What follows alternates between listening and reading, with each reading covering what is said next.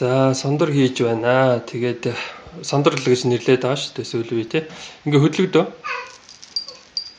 За тийм дуу гарахаар хүмүүсийн хийсэн сондрыг харсан байгаа. Хунцраар хийж байна.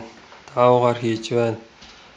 Миний хувьд болохоор одоо ямар нэгэн тийм тасархааргүй, өнгөө алдахааргүй материал байх хэрэгтэй. Жишээ нь энэ болохоор шил байна.